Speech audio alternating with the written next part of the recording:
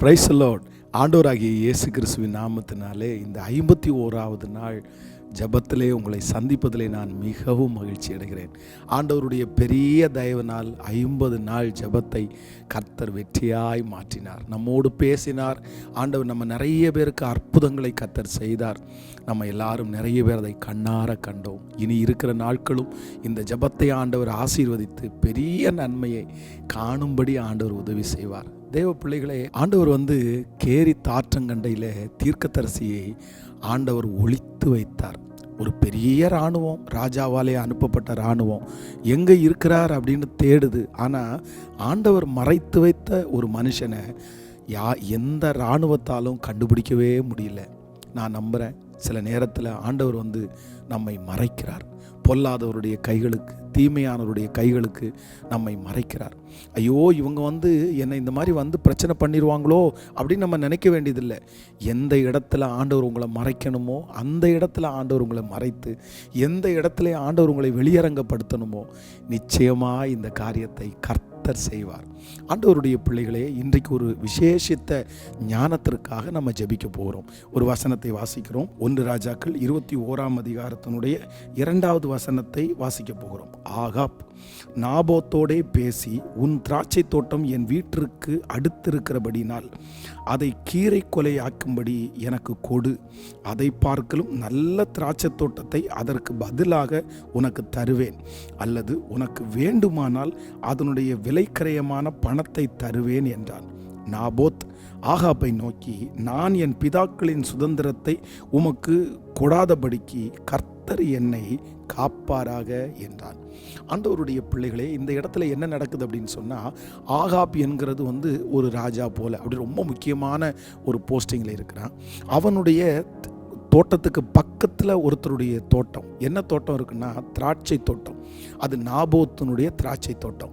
இவர் என்ன பண்ணுறாரு அப்படின்னு சொன்னால், இந்த மாதிரி நான் சமுதாயத்தில் பெரிய ஆளாக இருக்கிறேன், உனக்கு ஒரு திராட்சை தோட்டம் இருக்குது, இந்த திராட்சை தோட்டத்தை எனக்கு கொடு. ஒன்று பணம் கொடுக்குறேன், இல்லைனா இதுக்கு பதிலாக வேறு திராட்சை தோட்டம் கொடுக்குறேன், ஆனால் எனக்கு இது வேணும் அப்படின்னு கேட்கும்போது நாபோத் என்ன சொல்கிறாரு, இல்லை, நான் அப்படி நீங்கள் நினைக்கிற மாதிரி தர முடியாது, ஏன்னா அது என்னுடைய வம்சாவளியான சொத்து, தயவுசெய்து கேட்காதீங்க அப்படின்னு கேட்ட உடனே இந்த ஆகாபுக்கு ரொம்ப வருத்தமாயிருது. என்னடா நம்ம இப்படி கேட்டோம், இவ்வளோ மரியாதையாக இருக்கிறோம், இவன் தரமாட்டான்றா அப்படின்னு ஒரு துக்கமுகமாக வீட்டுக்குள்ளே போகும்போது இந்த மனுஷனுடைய மனைவி அப்படின்னா ஏசபேல், இவங்களை ஒரு மோசமான ஒரு லேடின்னு பைபிள் சொல்லுது. இவங்க ஏன் உங்கள் முகம் இன்னைக்கு ரொம்ப ஒரு மாதிரி இருக்குது, என்னாச்சு உங்களுக்கு? அப்போ இவர் சொல்கிற, இந்த மாதிரி நம்ம திராட்சை நம்ம லேண்டுக்கு பக்கத்தில் இந்த நாபோத்தினுடைய லேண்ட் ஒன்று இருக்குது, கேட்டேன், அவன் என்னமோ அவன் ஃபேமிலியினுடையது, தர முடியாது அப்படின்ற மாதிரி சொல்கிறான் அப்படின்னு சொன்ன உடனே இவங்க என்ன சொல்கிறாங்கன்னா, உனக்கு யார் சொன்னது, நீ பாட்டுக்கு சந்தோஷமாக சாப்பிட்டு படுத்துக்கோ, நாளைக்கு அந்த தோட்டம் உனக்கு கையில் வரும் அப்படின்னு சொல்லி மிரட்டி ஆள் வச்சு அந்த மனுஷனை கொன்று அப்படியே வீம்பு பாராட்டி தன்னுடைய கணவனாக இருக்கு, நீ எடுத்துக்கோப்பா, நீ என்ன வேணாலும் பண்ணிக்கோ, அவன் தான் செத்து, அவனை கொண்டுட்டோம், அந்த சொத்தை எடுத்துக்கோன்னு அனுபவிச்சாங்க. ஆனால் அந்த குடும்பத்தின் மேலே பெரிய சாபம் வந்துச்சுன்னு பைபிள் சொல்லுது. ஆண்டவருடைய பிள்ளைகளே, இதில் நம்ம எதை பார்க்க போகிறோம்னா, சில மனிதர்களிடத்தில் இருக்கிற ரொம்ப மோசமான ஞானக்குறைவு என்னென்னா வீம்பு. ஒரு ஆண்டவருடைய பிள்ளைகளுக்கு இந்த வீம்பு மட்டும் என்றைக்குமே இருக்கவே கூடாது. நீயா நானா, நான் வாங்கி காமிக்கிறேன், நான் செஞ்சு காமிக்கிறேன், நான் அப்படி பண்ணி, எதுக்கு அந்த மாதிரி வீம்பு பாராட்டணும்? ஒன்றும் தேவையில்லை. சிலர் கார் வாங்குறதுக்கு வீம்பு பாராட்டுவாங்க. அவங்களுக்கு ஒரு விஷயம், ஒருத்தர் கார் கேட்டு கொடுக்கலன்னு வச்சுக்கோங்களேன், கொடுக்கலன்னா நீ எனக்கு கார் கொடுக்காம ஓட்டியா பாரு, உன் கண்ணுக்கு முன்னாடி நான் கார் வாங்கிக்கிறேன் பாரு அப்படின்னு சொல்லி கடன் வச்சு கொண்டு போய் லோனில் விழுந்து அந்த காரை வாங்கி, இவங்களுக்கு அந்த கார் தேவையே இருக்காது, பெரிய பிரயோஜனமே இருக்காது, ஆனால் அதை வாங்கி கடன்காரர்களாகி திரும்ப ரொம்ப அவமானத்துக்குள்ளே போகிற எத்தனை பேர் இருக்காங்க தெரியுமா? பொதுவாக நம்முடைய சில திருச்சபைகளில் பார்த்தீங்கன்னா இந்த ஆசீர்வாத தட்டு அப்படின்னு எல்லாம் கொடுப்பாங்க. இந்த ஆசீர்வாத தட்டு நிறைய பேர் ஆசீர்வாதமாக வாங்கணும்னு நினச்சி வாங்குறவங்க வேற, இன்னும் கொஞ்சம் பேர் வீம்பு. நீ 10,000 ரூபா சொன்னியா, நான் 15,000 ரூபா சொல்கிறேன், நான் வாங்குகிறேன். இன்றைக்கு இந்த சத்தத்தை கேட்குற யார் ஒருத்தர் ஒருவேளை நீயா நானான்னு வீம்பு பாராட்ட பாராட்டுறீங்களா? கண்டிப்பாக சொல்கிறேன், சமாதானம் வராது. ஏசப்பா பிரியமாக இருக்கவே மாட்டார். ஏசப்பா சொல்கிறாரு, தாழ்மை உள்ளவனுக்கு கிருபை அளிக்கிறார், நொறுங்குண்ட இருதயத்தை கர்த்தர் நோக்கி பார்க்கிறார். அதனால இந்த வீம்பு அப்படின்ற கேரக்டர் ஏசப்பாவுக்கு பிரியமானதே இல்லை. அதை தயவு செய்து ஒரு தேவனுடைய பிள்ளை விட்டுறணும். ஒரு மனிதர் ஒரு சம்பவம் சொன்னார். அப்படின்னா ஒரு ஏரியாவில் போய் அவர் ஒரு வீடை விலை பேசுகிறாரு.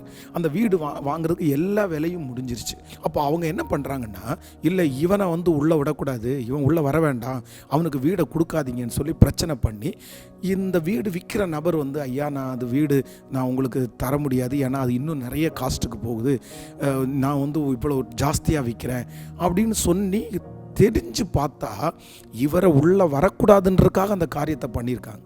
என்கிட்ட வந்தார், பாஸ்டர் இந்த மாதிரி பண்ணுறாங்க, நம்ம ஆண்டவருடைய பிள்ளைங்கள்ல, அதனால அதே வீட்டை எங்கள் சொந்தத்தில் ஒருத்தரை வச்சு பேசி நான் கரையை முடிக்க போகிறேன், நீங்கள் என்ன சொல்கிறீங்க அப்படின்னு. உடனே நான் சொன்னேன், பிரதர் நீங்கள் வீடு குடியிருக்கிறதுக்காக வாங்குறீங்க, வீம்புக்காக வாங்கலை. நீங்கள் வாங்கி உள்ளே போனதுக்கப்புறம் உங்களை பொறாமையாக பார்க்குறவங்க, நீங்கள் அந்த காம்பவுண்டுக்குள்ளே வரக்கூடாதுன்னு நினைக்கிறவங்க டெய்லி டார்ச்சர் பண்ணிகிட்டே இருப்பாங்க. அவ்வளோ பணத்தை கொடுத்து வாங்கி எதுக்கு பிரதர் அந்த டார்ச்சருக்குள்ளே? வேண்டாம். அப்படின்னா அவங்க ஜெயிச்சது மாதிரி ஆயிருமே பாஸ்டர், அவங்க நம்ம தோத்தது மாதிரி ஆயிருமே. பரவாயில்ல, நீங்கள் எதுக்கு அதுக்கு வீம்பு பாராட்டுறீங்க? சில இடங்களெல்லாம் ஆண்டவர் நம்மளை தோற்க பண்ணுறதுக்கு நல்லதுக்காக தான் இருக்கும். அதனால் விட்டுருங்க. நீங்கள் வீம்புக்காக தயவு செய்து இது வாங்காதீங்க. ஆண்டவர் உங்கள் பேரில் இருக்க மாட்டார். இன்றைக்கு இந்த சத்தத்தை கேட்கிற ஒவ்வொரு பிள்ளைகளுக்கும் சொல்கிறேன், வீம்புக்காக கார் வாங்கிறது, வீம்புக்காக கல்யாணம் பண்ணுறது, வீம்புக்காக சில காரியத்தை செய்கிறது, அது உங்களுக்கு ஆசீர்வாதமாக இருக்கவே இருக்காது. தயவு செய்து இந்த வீம்புக்காக நீங்கள் எதையுமே பண்ணாதீங்க. பரவாயில்ல, அவங்க ஜெயிச்சு போகிறாங்க, அவங்க அந்த இடத்துல பெருமையாக போயிட்டு போகிறாங்க. நான் என்ன சொல்கிறேன்னா, அந்த இடத்துல நீங்கள் போட்டி போட வேண்டாம். அடுத்து ஒரு வித்தியாசமான இடத்துல ஆண்டவர் உங்கள் தலையை உயர்த்துறதற்கு கர்த்தர் வல்லவராக இருக்கிறார். இந்த செய்தி ரொம்ப அவசியமானது. நிறைய பேருக்கு இதை சொல்லுங்க. வேண்டாம், ஆண்டவர் அதில் பிரியப்படுகிறவர் அல்ல. ஆமேன். ஜெபிக்கிறேன். தகப்பனே, இன்றைக்கு இந்த சத்தத்தை கேட்கிற ஒவ்வொரு பிள்ளைகளுக்காய் ஜெபிக்கிறேன். இந்த காரியத்தை குறித்து ஒரு விசேஷித்த ஞானத்தை கர்த்தர் கட்டளையிடுவீராகப்பா.